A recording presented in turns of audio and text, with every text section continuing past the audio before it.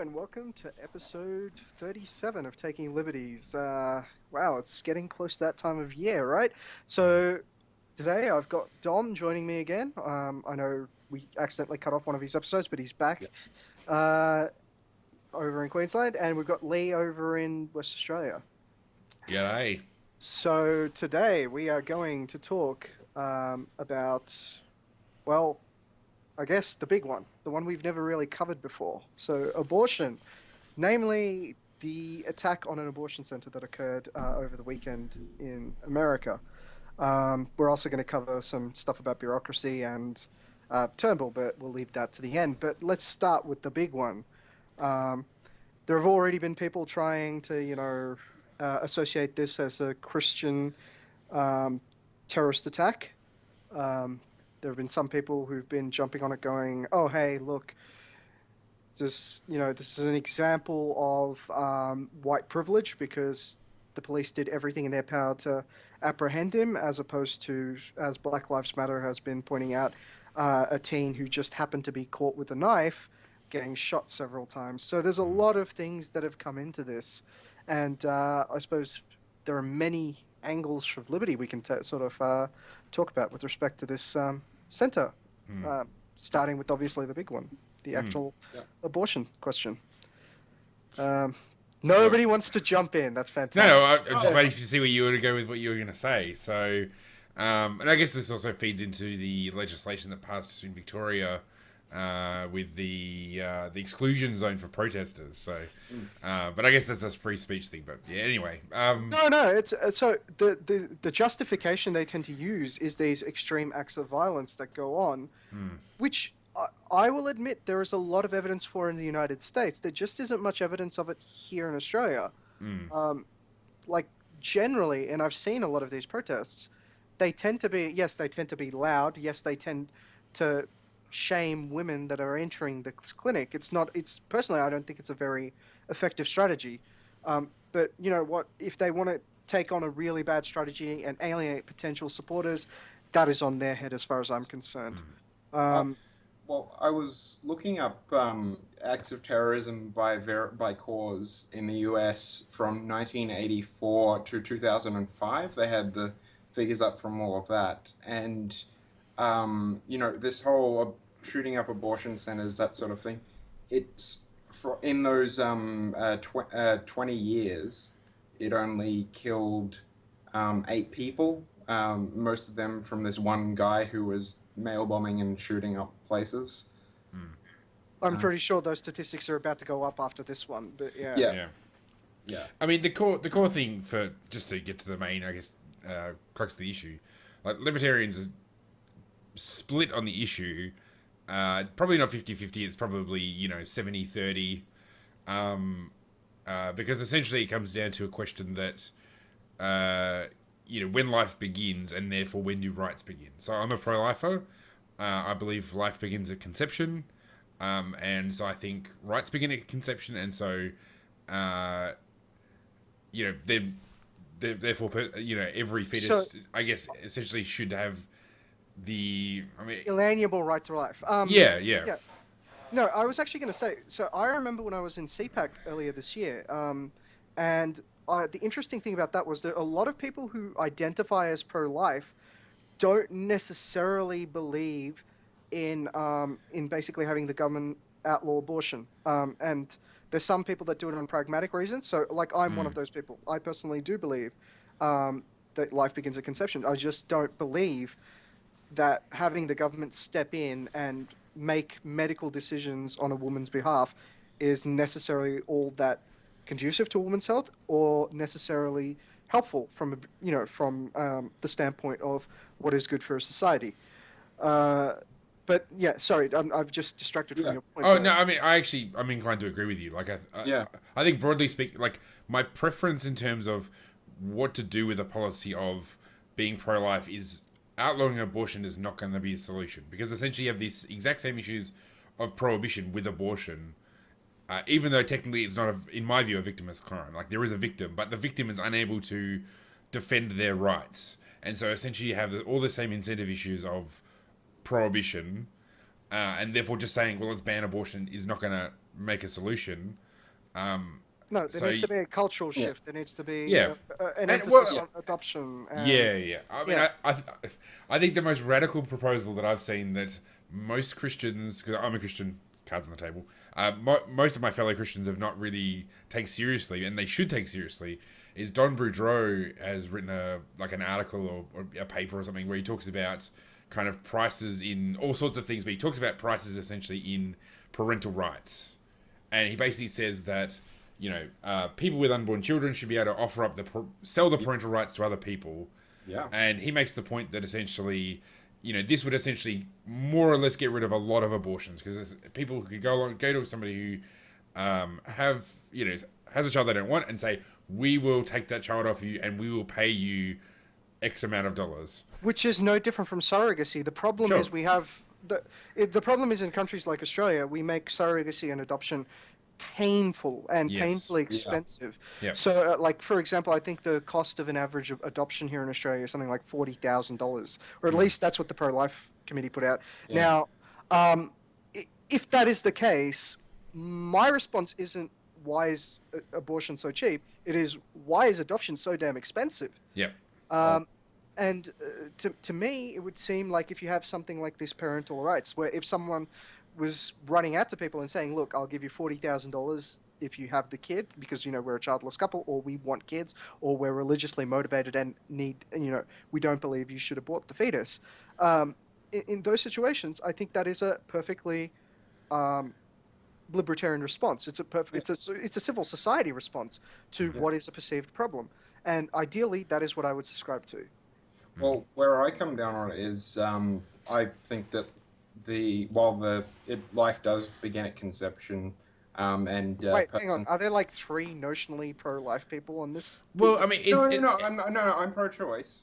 In all circumstances, but the right of the mother to her bodily autonomy, to not have her body feeding the fetus, to have her womb empty, is the right that it trumps the fetus's right to life, because it's there without permission. It's evictionism, basically. Yeah, but that's not what abortion actually does, right? If abortion was just straight out evictionism, I would be happy with that. Like then fetus would. The fetus would the end result is the fetus dying regardless if you're going to kill it on the way out to get it out.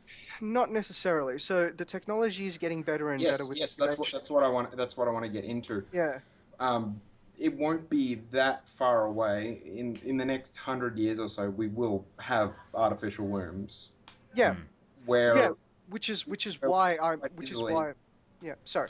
People who are pro-life can put up the money and say to these women, well, you don't have to carry the fetus anymore. We won't make you do that. Just let us, take it out of you. And I don't think any doctor would perform an abortion in the circumstances where it was easy enough to transfer the fetus into into an artificial womb. Yep. That would be straight up murder. And then I think it is all right to, implement the punishments for murder and that sort of stuff when people do perform an abortion, when you do have that alternative, when it's not forcing the mother to continue to carry out. I actually have this argument frequently with some of my pro-life friends. It's just like when the technology exists, we no longer have the justification of the mother's life. Yeah. Right? Because if the technology exists to save the baby without harming the mother, then it's clearly a case of murder. Right? That's clearly what's happening. So. Well, no, I don't think it necessarily changes the question of when do rights occur. Because everybody agrees that life begins at conception. Like no one would say that life doesn't begin at conception. I mean, that's just obvious. It's when does personhood exist? Like when does a clump of cells become a person? Yeah. And when do they get rights? So I think you can only change that with persuasion. Like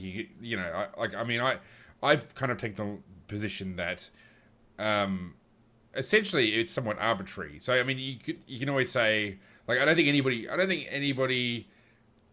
I've yet to hear a convincing case from anybody that says personhood begins at any other point other than one that well, isn't. it's either at birth. Well, even then, even at birth, it's sort of it's like if 1 second you're in the womb, you're not a person. Then a Well, second you're out. I All that. Yeah. So I mean, I guess I think from I'm yet a- to hear a persuasive case to say personhood begins at any other point than conception. I think I've heard lawyers make the argument that legal personhood begins at 18 unless you're emancipated earlier. Yeah. So I have heard that, and I'm Well, sure. convinced by- Yeah. Okay. I mean that makes sense. But we're talking about like that's different from when do Infanticide. rights begin? Yeah. Because otherwise you'd say, well, then Abortion isn't. Yeah. Yeah. I just realized we're talking about an abortion clinic bomber and talking all about abortion without the actual attack on the clinic here. Yeah. And- Well, I mean, this is something I want to bring up. Like, surely, okay, so being a Christian, I know a lot of Christians. Most of my overwhelmingly, all my Christian friends are conservatives. Christian conservatives. They're not sort of theologically liberal. So they're pretty much all universally anti-abortion. And I guess strictly from a natural rights perspective, there is a case to say that violence is justified in stopping abortions, because if there was I've a heard place, it. I don't like it, but I don't agree with it. But like in a sense, like these pro-lifers who use violence against clinics in some ways are more consistent than pro-lifers who reject violence, because if there was a place where they were leading people in to be murdered, then you'd say, well, use of violence against that place. So like the Holocaust is a great example. Like if you saw Nazis executing Jews, would you have a right to go in and start shooting Nazis and liberating Jews? Well, yeah, of course. Like it would be monstrous to say that you do not have a right to use violence. I'm not going to say right to violence. I'm going to say you would have a moral obligation to do that. Yeah, well, but it would be morally right to do that, to use violence in that circumstance. Like libertarians would normally say violence is never justified except in self-defense. So in defense of others. Or in defense of others. Yeah. So like it's defending life and property that violence is justified. So in the Holocaust, if we saw another Auschwitz spring up, we could justifiably use violence to stop that. Feasibly, you could say, well, if personhood begins at conception and natural right, then using a natural rights framework, theoretically, I mean, maybe not shooting mothers, but shooting doctors and blowing up clinics, you could say, well, maybe that is justified. Now, I don't agree with that. I'm not sure why I don't agree with that, since I consider myself usually to be pretty strict on natural rights. So the way I justify myself on that one is, well, look, they're performing a service to someone, right? They're taking care of the medical reasons. Now I'm losing the words. So they are taking care of medical procedures for someone. They're acting in the best interest of someone who's responding to their personal health situation. In that situation, I think you have to, like, doctors frequently, they've got the Hippocratic Oath, right? First, do no harm. And it's kind of something that they say, but they, part of their job requires sometimes to do harm. And in that case, because of that scenario, I'm just like, well, look, it's part of a doctor's job to harm people in the hope that eventually they will make them better. It is just what they do. Yeah. And so in that sense, I would say, look,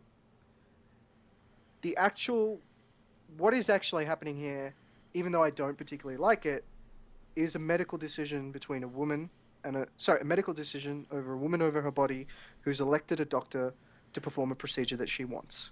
I feel that it's the woman's right to do what she wants with her body and with her life, and if the fetus is dependent on that life, then she can terminate her own life at any time. She can kill herself, which would kill the fetus. She can take a drug like mifepristone, RU486, which will basically cut off blood supply, induce the uterus to basically expel the embryo at that stage.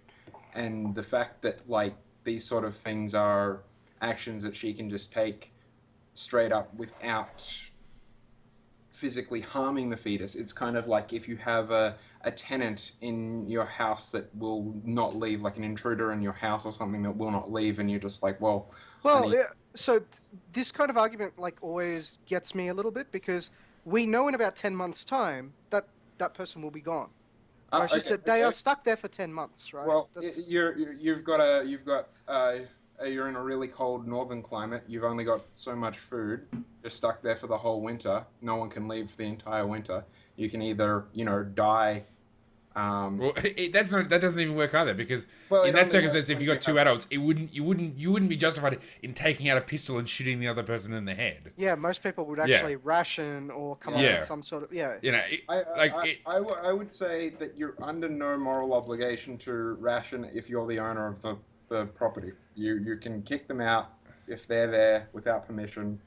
most people. yeah, but and also the other person has the ability to at least fend for themselves theoretically. Yes. Where a fetus can't do that. An embryo can't do that.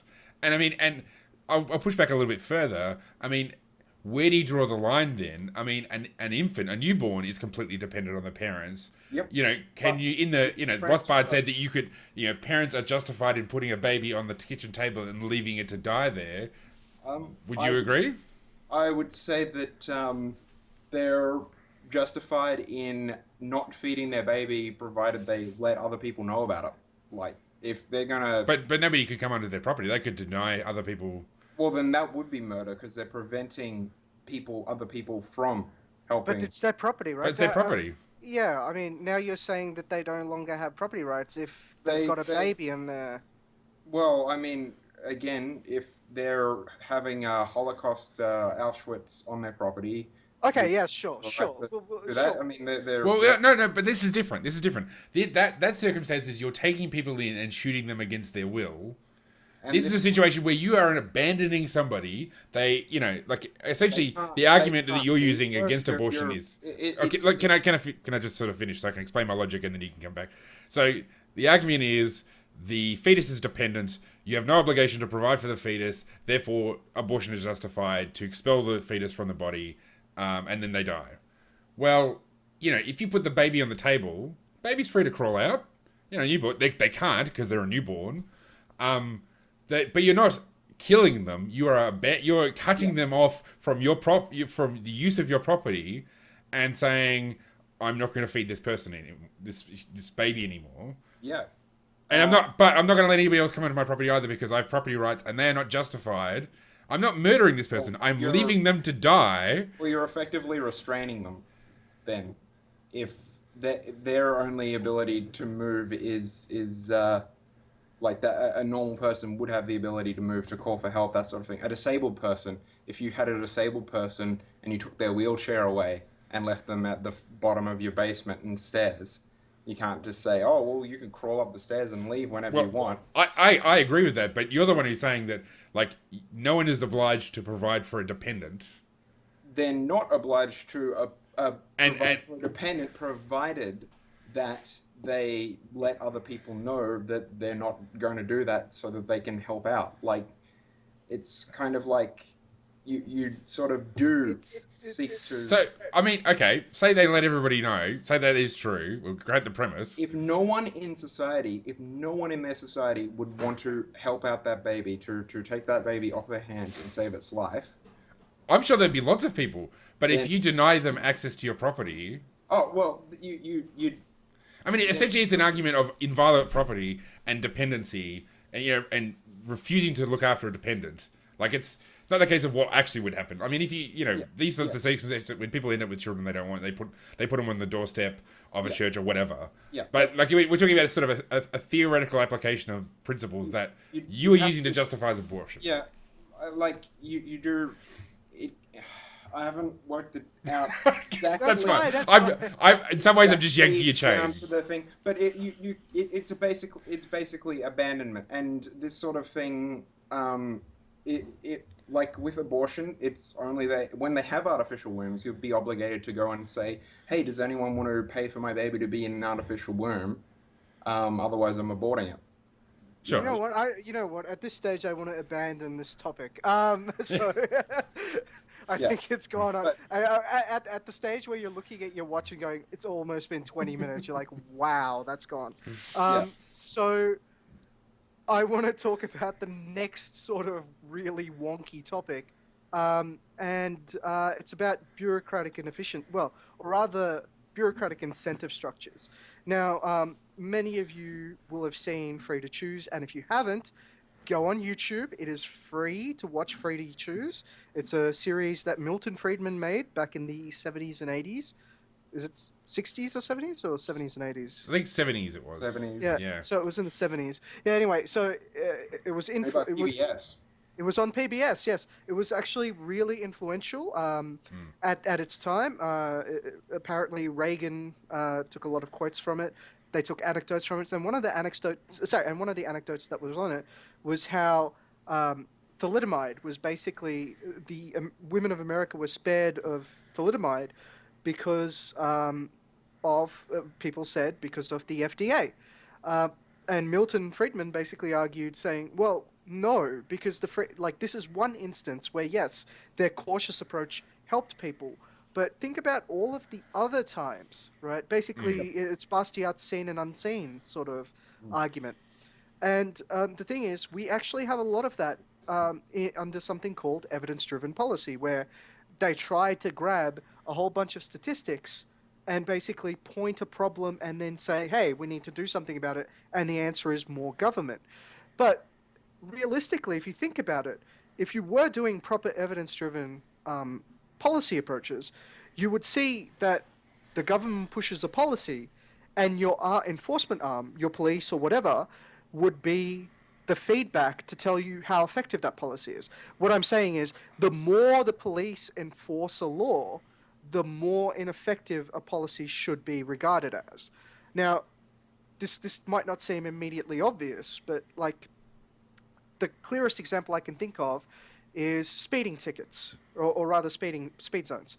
So typically the RTA or whoever the equivalent roads authority is for you will have an incentive structure to reduce the speed limit because people complain about cars going too fast and safety sells. Now, if that is actually not conducive to how traffic actually flows in the area, in the case that people like to speed, so people always drive faster than that speed limit. What you'll see in that area is an increase in the speed trap or speed camera revenue. Now, the best example of this, and I know I'm waffling on a bit, but the best example of this I have is what happened on James Roos Drive. James Roos Drive is in Sydney. It was a road that came from 90 kilometres an hour down to 70 kilometres an hour for a particular spot where they stuck a speed camera. And then on the other side of that, it went back up to 90 kilometres an hour as it joined the M4 freeway. A lot of research, it was a massive cash cow, and basically people kept bitching to their local government that, hey, you've just put this here to be a cash cow. It's not actually reducing safety. In fact, it's probably making things less safe to have people reduce 20 kilometers an hour and then speed up again 20 kilometers an hour shortly after that speed camera. The end result of it was they basically extended that 70 kilometer an hour zone all the way to the highway. Right? Now, I'm using that as an example because it's the clearest example of what an evidence-driven approach should be. And the only way you get there is by having a bureaucratic incentive where if one arm is succeeding, it's like generating a lot of revenue, it should harm the other arm because it's obviously doing the wrong thing. I think that the only mechanism we have in our current system is voter feedback, and that never happens on these sort of issues because they're just too small compared to everything else. I know, but this is again, this is just something I've been thinking about. I actually really I want some economist or something to come to me and say, there is something, what you're talking about fits into this economic theory that we've had, and we'd love to actually get it out, because I can't be the only one who's realized this. It's that effectively policing is the evidence of a policy failure. Yeah. Well, yeah, except that the thing is, that's not how it operates in the public mind. But it should. Lots of things should be different, but they're not. That people haven't all had the number of vaccines we've had. Yeah, I mean, yeah, it's That's a good point. I had a vaccine shot recently. Maybe Yeah. this is why I've got a clarity on this issue. Yeah. Yeah, sorry. I mean, it's Continue. one of those things that like people. So the police need to do things. I mean, I see this in my own town of Busselton. So I live in a town of about 24,000 people. Not much is going on, and so when the cops have operations, it's always to bust like a guy with like 10 grams of weed and like a couple of smoking, and 100 cops operate to make this happen, and people trumpet that as a success because people view police, have a very high opinion of the police and value what they do, and some of that's justified. Like obviously protecting people's rights and protecting people's persons. That's good. That's like in Libertopia, that's what cops do. Yes. But unfortunately, lots of what cops also do is got nothing to do with that. It's to do with enforcing the nanny state or, whatever. So the fact that they do all this other stuff doesn't diminish how people view the police, and so they don't see that. They don't see, you're right. They should see, okay, there's all this revenue coming. That's obviously a failure of policy. But they look at that and think, no, our cops are great. How can you attack our cop? How can you diminish it anyway? Diminish what the police do. I actually, and I know that's not what you're doing. Yeah, no. I was going to say the logical consequence of my statement. Sorry, logical consequence of what I'm saying is that the cops aren't failing; it's the politicians. Yeah, sure. Yeah, the police's time would be better served if the politicians change the law. But here's the thing: your thing only works for certain things, like basically crimes where the elasticity of demand for the crime is... I was hoping you were going to get to that. Yeah, yes, you're right. Yeah. There is an elasticity element to this. I've already tacked onto that. So things like murder, it has the elasticity of murder. There's always going to be a certain set of population that murders because they're sociopathic, etc., etc., etc. And yeah. And especially things where, these new laws will encourage more reporting, like with rape and domestic violence. We've seen increases in reporting for these sort of things, but a decrease in overall numbers as estimated by, the police in terms of how many people are coming forward versus how many happen based on the anonymous surveys. Yeah, that's a good point. Yeah. So, sorry, anonymized surveys. Yes. Yeah. They, there's a bit of trickery that goes on there. Oh, no, sorry, go. Yeah, no, you're right. There is an elasticity component to it, and like I said, this is why I'm hoping there's some economist out there listening and going like, there is a theory that goes exactly along the lines of what you're talking about, and this is it. Actually, so there's one aspect with what I was talking about, the police. So when the cops have all this whatever the outcome is, they trumpet it as a success, and then politicians also trumpet it as a success. And since cops in the end work for politicians, they work together to trumpet it as a success. So, I mean, I think that's the... Even though the net policy is harmful to the community, the community's just not... there's rational ignorance. They're not... Yeah, absolutely. Pay attention enough to be informed to look at what, say, maybe $1 of their taxes go to out of the, $10,000 of tax on average they pay a year. So, I mean, a good example is on the weekend just gone by... Somebody was at a music festival. They were taken to hospital. They eventually died, and it was probably drug related because it's a music festival, and it was a dance music festival. And politicians and cops both turn around and say, don't do drugs. But any of us, any libertarian will say, well, no, that's not the reason. That's not the reason why. They're illegal. They're untested. We don't know what's in them. There's no legal recourse. Blah blah blah. All the standard arguments. And we're right, and they're wrong, but that doesn't necessarily change the outcome because politicians have no incentive to admit wrong. People don't like drugs, and so for it's one of these things where political incentives are just not there to make it. But this is what make that feedback loop real. The person would still be alive if they hadn't taken the drugs. There is the whole don't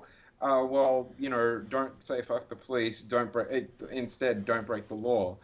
Does have some merit to it, but I mean, there's following along with these unjust laws, with these laws that don't work, will work out better for you with the current system, and people figure that that's better to go along with the current system than to try and change things that affect them so little.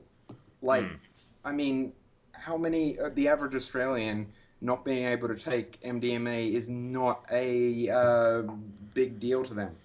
Yeah, I would agree with that. Like, the drug taking population is actually quite small. But sorry, this feedback. I just so we're a very intelligent country, right? The education levels in this country are quite high.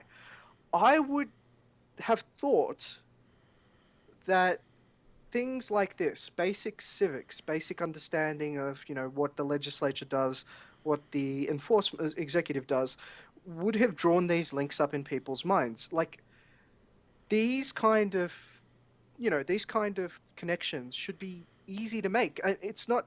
I mean, I didn't just invent them, right? I'm just opining them on this on this podcast. And Dom immediately knew what I was talking about. He immediately was able to find the subset of potential problems there might be in what I was presenting. And I have no doubt that once this podcast goes out, I'm gonna get swarmed with responses of people going like, "Oh, well, have you thought of this? Have you thought of that? Maybe I have, maybe I haven't." It would be interesting, right? We're able to communicate these ideas. I just find it impressive, right? I was just looking for the right word. That it hasn't occurred to people as part of the mainstream to think about these things. And quite frankly, it's saddening a little bit.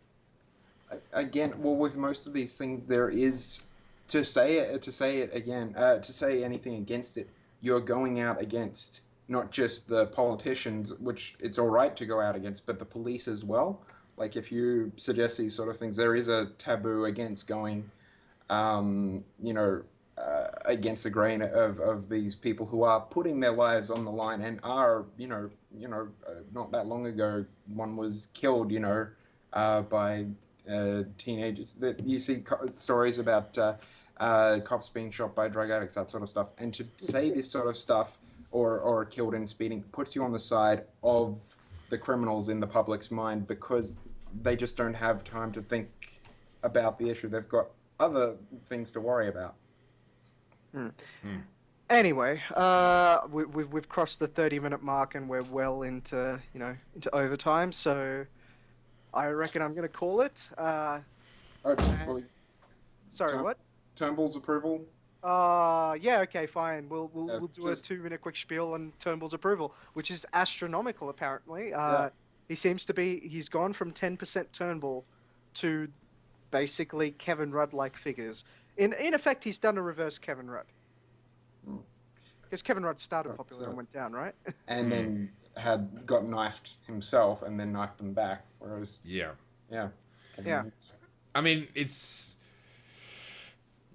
Tony Abbott, I guess, had an abrasive kind of personality, as well as just having a set of qualities that probably didn't endear himself to the general public. That is, being pretty conservative, being a monarchist, being a Catholic. There's a few things in there, like, being openly religious, really. Well, none of those things are going to endear himself. I actually disagree with that. He wasn't openly religious at all. I have to say Kevin Rudd was slightly more religious than he was. Well, Kevin Rudd actually made biblical references in some of his speeches. I guess having a reputation for being religious maybe is a better way. That sounds more. It was all the perception. None of it was actually. I think it was actually unfair on. I thought Tony Abbott's policies were terrible, but I thought the reputation that he had from the very outset was probably not really justified. I'm just saying that's what it is. No, most of it wasn't fair. So from talking to most of my lefty friends, that sort of stuff, they think he's wanting to ban abortion, all that sort of stuff. Yeah. From his vote against the RU486 legalization thing back in 2006. Yeah, when he was health minister, 2005, I think. Yeah. Yeah, that's something that repeatedly comes up, and it's 10 years ago, and it's still. That's probably the biggest thing where it comes from. Abortion in this country is a state issue anyway, so... Yeah. But anyway, what I was getting to is, Tony Abbott was deeply unpopular on a personal level. he didn't deliver on a policy level, so that's he had to go. He also pissed off his backbenchers. That was what caused him his seat. Yeah, sure. Turnbull, I guess, is seemingly more cosmopolitan, seeming more.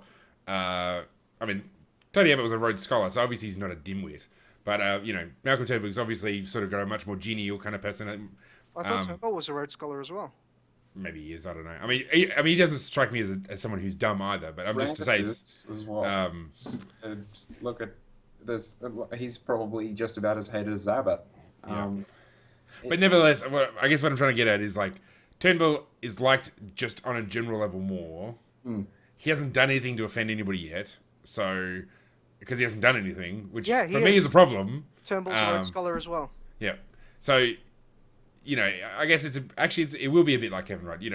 If Turnbull continues to be a do-nothing Prime Minister, he'll have the same fate as Rudd did, as Gillard did, and really as Abbott as well. They completely underachieved, completely underdelivered.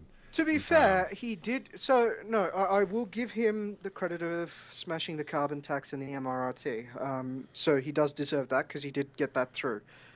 Granted, a lot of the reason why it wasn't bad, so the compensation element to it, for example, the tax cuts, we got to keep that because of the crossbenchers and Lionhelm. So I'll say he axed the tax, but the fact that it was a tax cut is completely owed to the LDP and Family First. Kudos, guys. Anyway, yes, so I agree with you. Other than that, he was pretty much a do-nothing. And it's symptomatic of Australian politics since about 2007. If you take a look at Utopia, I swear every government since Kevin Rudd took office has been doing what Utopia does. Announcement after announcement after announcement. Yeah. Very little delivery, which is fine. I like my government doing nothing. It's just at the same time, they also do really harmful stuff or stuff that's really stupid. And that's what, gets them cucked at the end of the day. Whereas, Turnbull just is being this whole, we're thoroughly consultative, not going to do anything, change anything until full consultation comes through. And it's been, 90 days, nearly 100 days since he's been in office.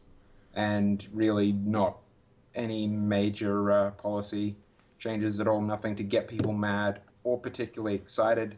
But up against Shorten, of course, he's going to have 60% approval. Yeah. Well, this was supposed to be Labor's big year of ideas, and none of those are to be seen. So. Well, he's come up with the domestic violence leave. Yeah. Yeah. I mean, yeah. I mean, it's. I think the disheartening thing for me is about Malcolm Turnbull. Is just that not only has nothing changed, but nothing looks like it will change. There's no indication to suggest that anything is going to be any different from the Abbott years, aside from maybe a friendlier salesperson, which is a complete continuation from the Rudd years, which was they changed the spokesperson. Well, yeah, so they got rid of hockey, but I mean Morrison is not exactly blazing a trail in terms of free market credentials in the time he's been in. Yeah, it just looks like it's going to be Rudd Gillard all over again, which is. I actually want to be fair and give them about another 3 months. I actually did not expect anything to change right immediately. What I'm expecting is the changes to be announced as it comes to the election, right?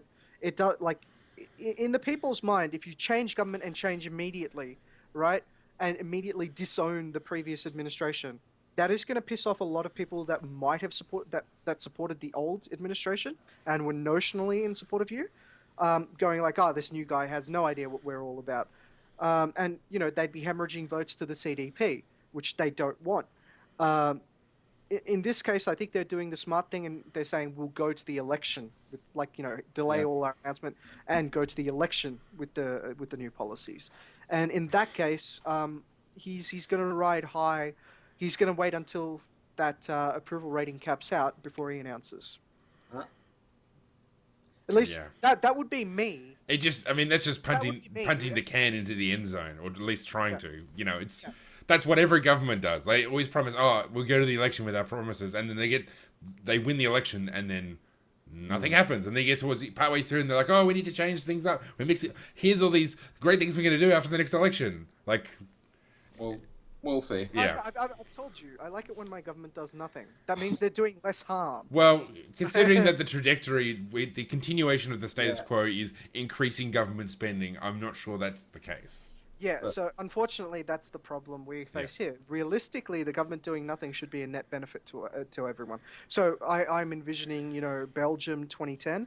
So they had anarchy. They had no government. They had no legislative arm for 3 years. It was brilliant. The country didn't fall apart. Yep. Right? Oh, that ISIS guy moved in. Touche. Okay, maybe it wasn't all sweet, but yeah, more or less. Anyway, I'm going to call it.